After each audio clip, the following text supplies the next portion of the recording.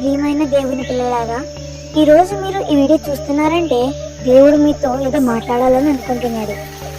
మన జీవితంలో చాలాసార్లు మనుషుల మీద, పరిస్థితుల మీద, మన శక్తి మీద నమ్మకం పెడతాం. కానీ అవన్నీ ఒక రోజు మిమ్మల్ని నిరాశపరుస్తాయి. కానీ యేసు మాత్రం ఎప్పుడు నిరాశపరచడు.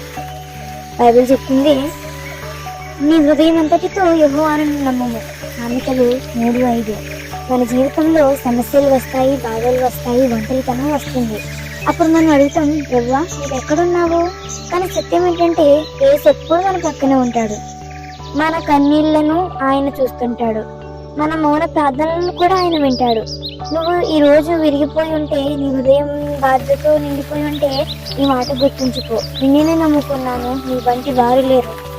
యేసు మన జీవిత కథను మార్చగలడు. పడిపోయిన చోట మళ్ళీ నిలబెట్టగలడు. నష్టమైన దానిని తిరిగి ఇచ్చేయగలడు.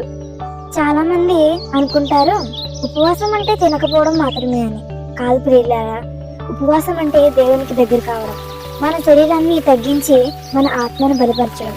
ఉపవాస సమయంలో ప్రార్థన చేయాలి, బైబిల్ చదవాలి, దేవుడితో మాట్లాడాలి. అప్పుడు దేవుడు మన హృదయాన్ని మార్చుతాడు, మన ఆలోచనలను సరిచేస్తాడు, మన జీవితానికి దారి చూపిస్తాడు. బైబిల్ చెప్తుంది, దేవునికి సమీపమవుడి, ఆయన మీకు సమీపమవుతాడు. యాకోబు 4:8. ఇప్పుడు ఈ మాటలు మీ హృదయంతో చెప్పండి. యేసయ్య, నిన్నే నమ్ముకున్నాను, నా జీవితం నీ చేతుల్లో పెట్టాను, నన్ను నడిపించు ప్రభువా. ప్రియమైన సోదరి సోదరా, నీ సమస్య ఎంత పెద్దదైనా నీ దేవుడు ఇంకా పెద్దవాడు. నీ భవిష్యత్తు నీ చేతుల్లో కాదు, యేసు చేతుల్లో ఉంది. నువ్వు ఒంటరిగా లేవు, నువ్వు విలువైన వాడివి. దేవుడు నిన్ను ప్రేమిస్తున్నాడు. ప్రభువా, యేసయ్య, ఈ వీడియో చూస్తున్న ప్రతి ఒక్కరిని నీ శాంతితో నింపు.